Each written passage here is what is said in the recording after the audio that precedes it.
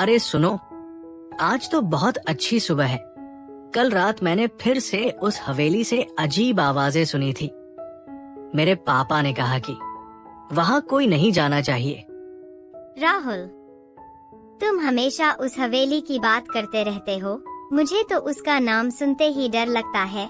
क्या तुम्हें नहीं लगता कि वहाँ सच में कुछ गड़बड़ है? अरे डरने की क्या बात है। मैं तो कहता हूँ सभी भूत प्रेत की कहानियाँ बस किस्से हैं। हमारे शहर में तो ऐसी बहुत सी कहानियाँ फैली हुई हैं। लेकिन करण, ये कोई मामूली कहानी नहीं है। ये हवेली सच में बहुत पुरानी है। मेरे दादाजी ने भी कहा था कि उनके बचपन में भी लोग उस हवेली से डरते थे। तो फिर हमें वहाँ जाना तो बिल्कुल भी नहीं चाहिए। मैं तो कभी नहीं जाऊंगी। अरे राहुल, क्या तुम सच में उस हवेली का राज जानना चाहते हो? अगर हाँ, तो हम तीनों मिलकर वहाँ चलते हैं। हाँ, मैं तो बहुत जानना चाहता हूँ, लेकिन मीना डर रही है। हाँ, मैं डरती हूँ। क्या तुम लोगों को पता है कि हमारे शहर में कितने लोगों ने वहाँ जाने की कोशिश की और फिर वे लापता हो गए? मेरी दीदी ने भी कहा था कि वहाँ सच में भूत रहते हैं। अरे ये सब बस अफवाहें हैं। मैं तो कहता हूँ हम सब मिलकर वहाँ जाते हैं और सच्चाई का पता लगाते हैं। क्या तुम सच में नहीं जानना चाहती कि वहाँ क्या है? मैं जानना तो चाहती हूँ, लेकिन डर भी लगता है। अगर हम सब साथ में जाएंगे तो शायद ठीक रहेगा। तो फिर ठीक है, हम तीनों मिलकर हवेली का राज पता लगाएंगे। लेकिन पहले हमें योजना बनानी होगी। हमें स्कूल भी जाना है। फिर हम कब जाएंगे? हम शाम को स्कूल के बाद चलेंगे। ठीक है, तो फिर शाम को मिलते हैं। अभी स्कूल चलो, नहीं तो मास्टर जी डांटेंगे। स्कूल के बाद राहुल, मीना और करण एक साथ चुपके से अपने घरों से निकलते हैं। शाम ढल रही है।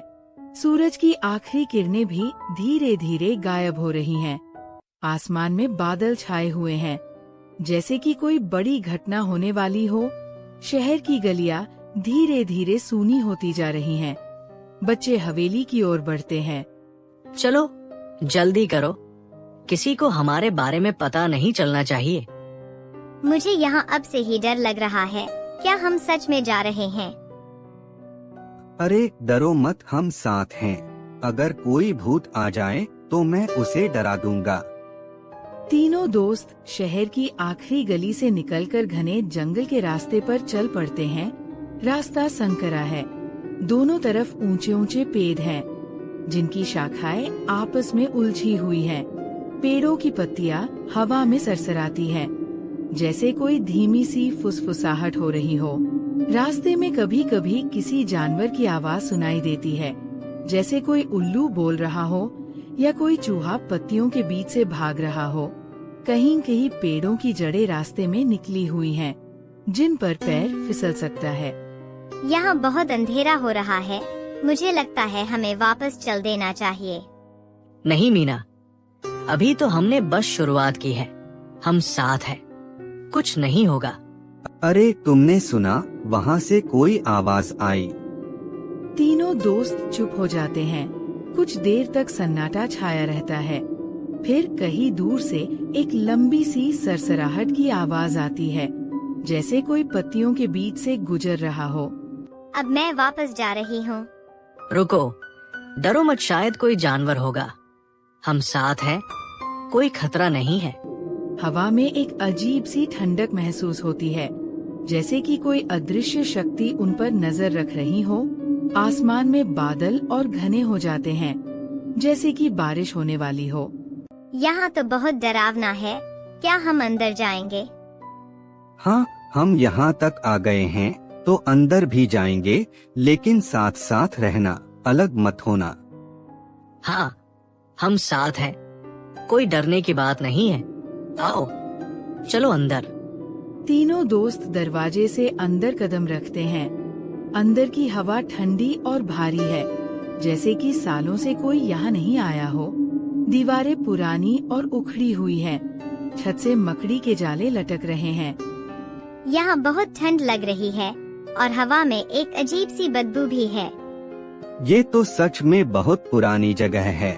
देखो यहाँ कितने सारे कमरे हैं। हवेली का मुख्य हॉल बहुत बड़ा है, जिसके एक कोने में एक बड़ी सी सीढ़ी है जो ऊपर की मंजिल की ओर जाती है। सीढ़ियों की रेलिंग पर जंग लगा हुआ है और कुछ सीढ़ियाँ टूटी हुई हैं। घर छोड़ दो, यह मेरा घर है। क्या तुमने वह आवाज सुनी? किसने बोला? हाँ, मैंने भी सुना। शायद यहाँ कोई और है। हवेली के अंदर सन्नाटा छाया हुआ है। सिर्फ उनकी सांसों और कदमों की आवाज सुनाई देती है। कभी कभी कहीं से लकड़ी की चरमराहट या किसी जानवर की आवाज भी आती है। तुम लोग यहाँ क्यों आए हो? हम जानना चाहते थे कि यहाँ क्या हुआ था। हवेली के अंदर का माहौल अभी भी डरावना और रहस्यमय है। राहुल, मीना और करण एक साथ खड़े हैं। उनकी सांसें तेज हैं। अचानक एक कोने से एक धुंधली सी आकृति निकलती है। ये आकृति धीरे धीरे स्पष्ट होती है। एक बूढ़ा आदमी, उसकी आंखें गहरी और उदास हैं और उसका शरीर पारदर्शी सा लगता है, मानो वो वास्तव में यहाँ न हो। तुम लोग यहाँ क्यों आए हो? हम जानना चाहते थे कि यहाँ क्या हुआ था। मैं इस हवेली का मालिक था। मेरा परिवार एक दिन अचानक गायब हो गया। मैं उन्हें ढूंढता रहा, लेकिन कभी नहीं मिले। अब मैं यहाँ अकेला हूँ। आपको बहुत दुख हुआ होगा। हाँ, लेकिन मैं तुम लोगों को नुकसान नहीं पहुँचाना चाहता। मैं चाहता हूँ कि कोई मेरे परिवार का पता लगाए। क्या आपको पता है कि आपके परिवार का क्या हुआ? नहीं, मुझे कुछ पता नहीं। बस इतना याद है कि एक रात कुछ लोग आए थे और फिर सब गायब हो गए। हम आपकी मदद करेंगे। हम आपके परिवार का पता लगाएंगे। धन्यवाद बच्चों, शायद अब मुझे शांति मिलेगी। भूत से मुलाकात के बाद राहुल, मीना और करण को यकीन हो जाता है कि इस हवेली में कोई बड़ा रहस्य छुपा है। भूत उन्हें हवेली के अंदर और गहराई से खोज करने की इजाजत देता है। तीनों दोस्त एक साथ मिलकर हवेली के अंदरूनी हिस्सों की तरफ बढ़ते हैं। हमें इस हवेली के हर कोने को अच्छी तरह से देखना होगा। शायद कहीं कोई सुराग मिल जाए। यहाँ कितने सारे कमरे हैं। हर दीवार पर पुरानी तस्वीरें और टूटी हुई सामग्री है। अरे, यहाँ तो कुछ पुरानी किताबें और कागजात भी हैं। तीनों दोस्त उस अलमारी के पास जमा होते हैं। अलमारी के अंदर धूल से ढके हुए कुछ पुराने दस्तावेज और एक डायरी मिलती है। डायरी के पन्ने पीले पड़ चुके हैं और उन पर लिखावट धुंधली हो गई है, लेकिन कुछ शब्द अभी भी पढ़े जा सकते हैं। ये तो हवेली के मालिक की डायरी है। इसमें लिखा है कि एक रात कुछ लोग आए थे और उन्होंने परिवार को उठा लिया था। क्या वे लोग अभी भी जिंदा हैं? क्या यहाँ कहीं उनका कोई सुराग है? देखो, यहाँ एक नक्शा है। इस पर हवेली के नीचे एक गुप्त तहखाने का रास्ता दिखाया गया है। हमें इस तहखाने को ढूंढना होगा। शायद वहाँ परिवार का कोई सुराग मिले। तुम लोग बहुत बहादुर हो। मुझे विश्वास है कि तुम इस रहस्य को सुलझा लोगे। यहाँ बहुत अंधेरा है। क्या हम नीचे जाएंगे? हाँ, हम साथ हैं, कुछ नहीं होगा।